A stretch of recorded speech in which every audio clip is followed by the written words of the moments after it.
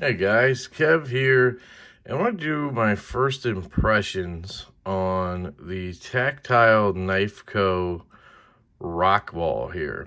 So this is a loaner from Backpack B. So big shout out to Brent. Check out his channel. I'll link it below, of course. As always, he has some awesome content, and he sent over a couple knives, and this was one of them. And I am thoroughly impressed with the Rockwall here.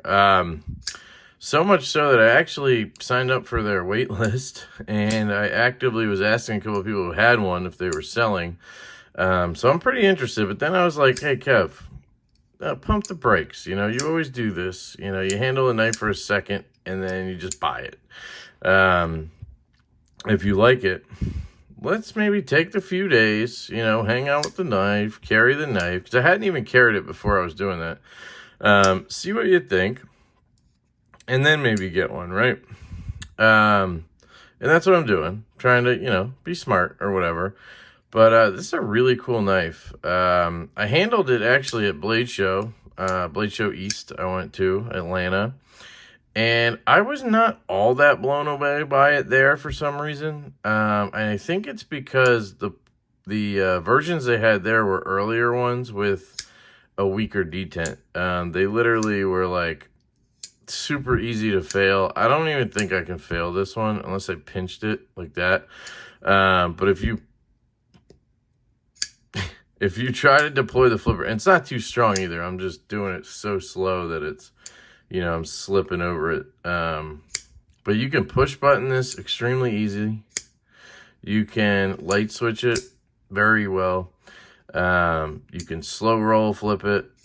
You know, it works fantastically no matter what you do. So they nailed the detent on these later ones. This is not a numbered one. But it is still one of the relatively new early ones, I think, because it's in XHP steel. Where does it say that? Let's zoom all the way in, take that close-up look I like to do. This milling is absolutely stunning. It's just like their pens, which is a really cool milling pattern. Very excellently done, chamfered all around. You can see the milling goes all the way to the edge. I mean, that's just impeccable machine work. The screws sit absolutely flush. They're not sunk in so that, you know, you can put your finger in there. They're flush, so you just slide right over. It's very, very good machining here, guys. Pivot screw is the same way. I did tighten this a little bit because it was a little loose, so I don't know if that is just because Brent liked it that way or if it loosened over time, and maybe I should Loctite this. We'll see as I mess with it. There we go. XHP steel. So CTS XHP is one of my favorite steels, actually. I've only had it in a few knives, but it seems to be very corrosion resistant, which is good for me because of the ass sweat everybody knows about. And it seems to be kind of like a little bit better in terms of edge retention and stuff than S35, but it has that very nice corrosion resistance. Apparently people call it like a stainless D2, which if that's the case, I'm fine with that. If it has edge retention like D2 and then it's very corrosion resistant, that's good. You can see it's a very thin stock, and it comes down to an absolutely razor thin edge. I love this grind. It's not a hollow grind, even though I wish it was. It's a flat grind. At least I'm pretty sure it's a flat, not a hollow. Pretty sure it's a flat. Feels like it anyway. If it's a hollow, it's one of the slightest. Absolutely fantastic blade. And then looking at this side, you have this awesome clip, deep carry all the way to the end. Now it's off to that side, which is interesting. I did carry it today, and I will say I did not notice any issues with the clip. Now, people have told me it's super tight. I don't think so. I think it's fine. Now, I do have some of the thickest shorts on that I own.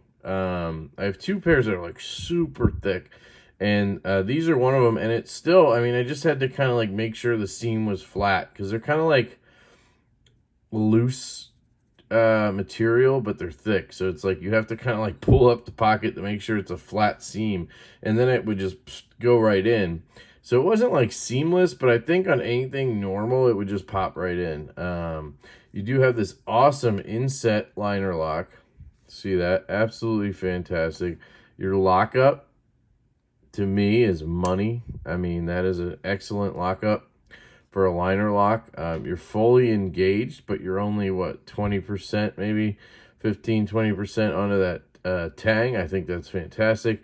Nested liner, obviously. On the other side, let's see if we can see in here. On the other side, you have what looks to be a good amount of milling in there. And then in here, you also have milling down at the bottom. Oh, what's that in there? Let's see. 0521. So I guess this was made in May of 2021, if I'm correct. So this would have been one of the newer ones. Interesting, because the Detent, I think, is perfect. And the ones at Blade, which was in June, well, right at the beginning of June, so yeah.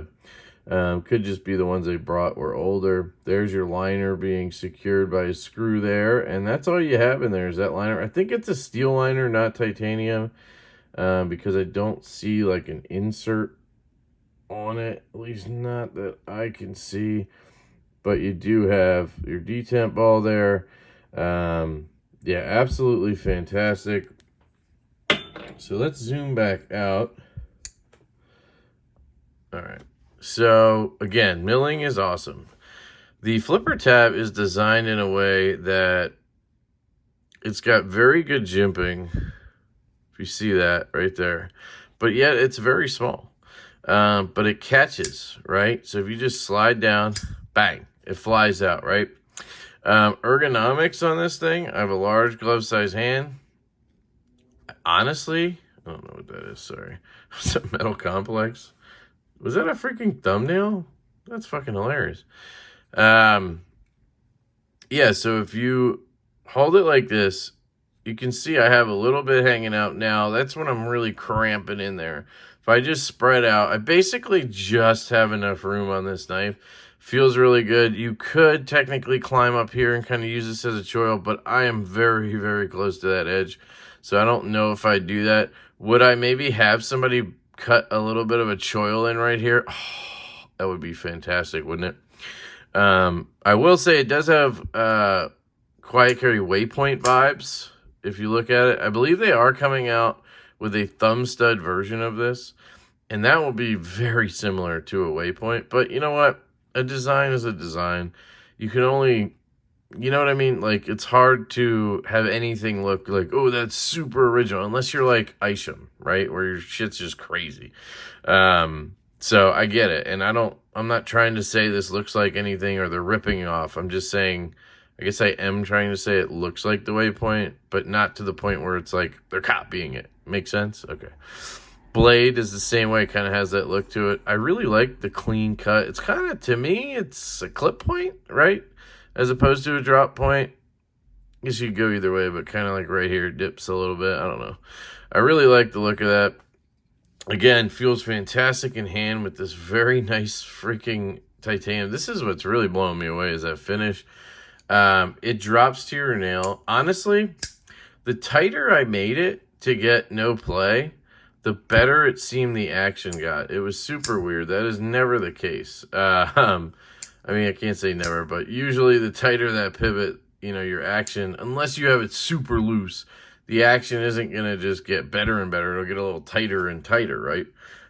This was the opposite. It just was like, it likes being tight. And I think that might be because I've heard the bearings in here are loose. And I wonder if maybe the tighter it's going, it's actually contacting, it's pushing the scales in.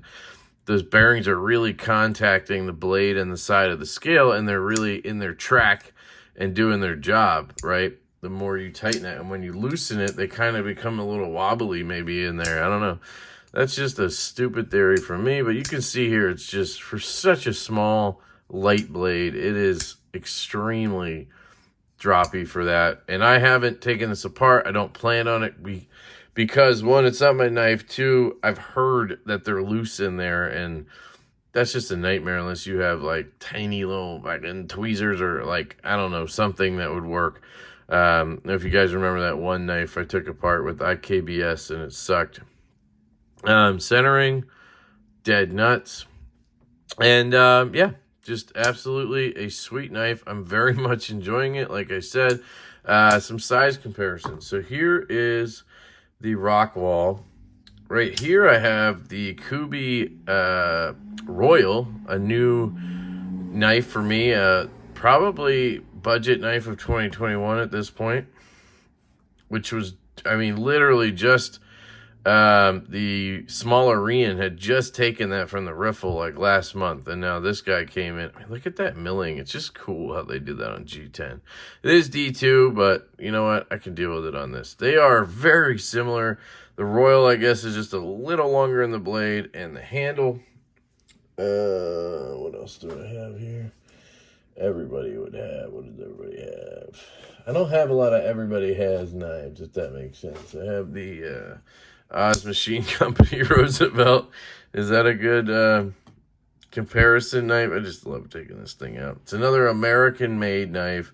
Actually, let's see how they compare in size, because that may actually help people. This is about a 3-inch blade, 3.1. I assumed the Rockwall was 3 1/4, but yeah, I think that's about right. What else do I have? 3 1/4. This Axial Gear, another American-made knife. 3.5 inches on the blade. So let me line it up right where the blade comes off the scale. So yeah, I'm thinking 3 1/4 here, right? And then you probably have like 3.15 and then 3.1, something like that as it goes down there. American-made goodness right here, guys. I don't know if I have much other American-made stuff on hand. I have a lot of loaners out. I honestly don't have a ton of American-made knives to begin with, but I'm just trying to think here. What is this? Oh, no. Yeah, I think that's all I got right now, at least off the top of my head. So, Axial Gear, awesome knife. That's the Shift.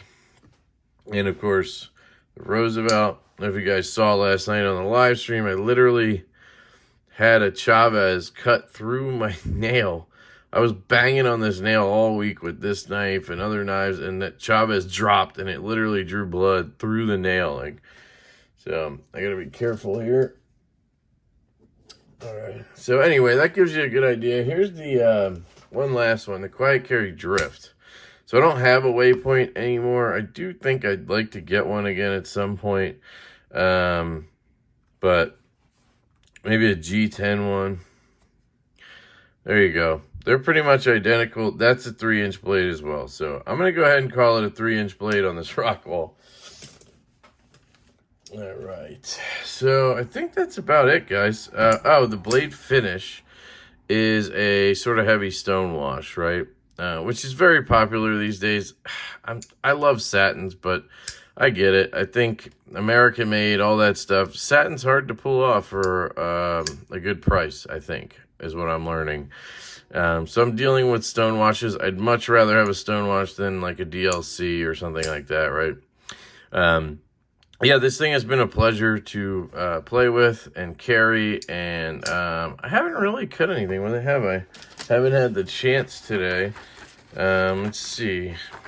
XHP. Oh, yeah. Oh, wow. That is stupid. Stupid slicey and thin. Really does remind me of the Waypoint in more ways than one. That super thin blade stock, the blade shape, and that cutting performance. The Waypoint, man, it was a freaking laser beam that I had. This feels identical to that. Yeah, this, ow, hit that nail right in that spot again. Ow, shit.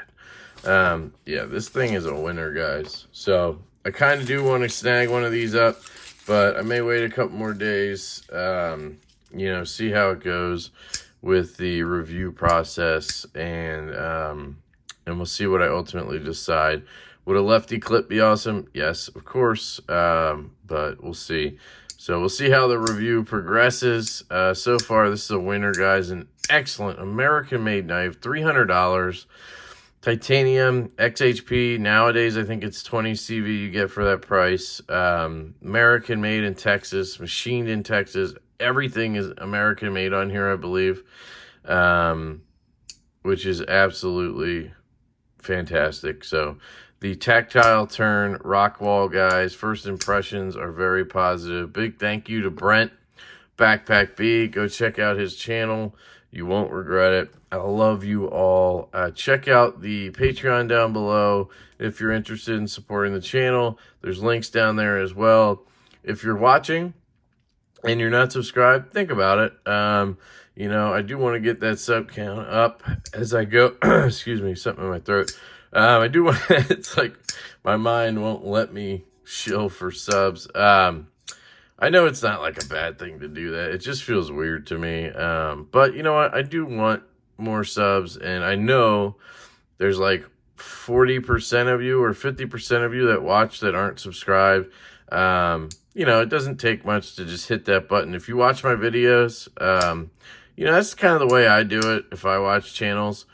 If I watch more than one video, like I was interested enough to go watch another video, or the next time, you know, they drop something, I was interested enough to go check it out to see what that person had to say, then I'll subscribe. So if that's the case with me, I'd appreciate it if you subscribe. Maybe hit the like button. I know I got a couple guys out there that love the dislike button.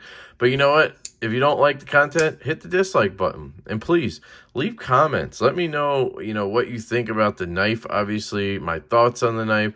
Keep in mind, it's all my opinion and my thoughts. But, you know, let me know if you have any suggestions or ideas. I love to communicate and interact with everybody. Yeah, that's it. Love you guys. I hope you have an absolutely fantastic day. And I will catch you later.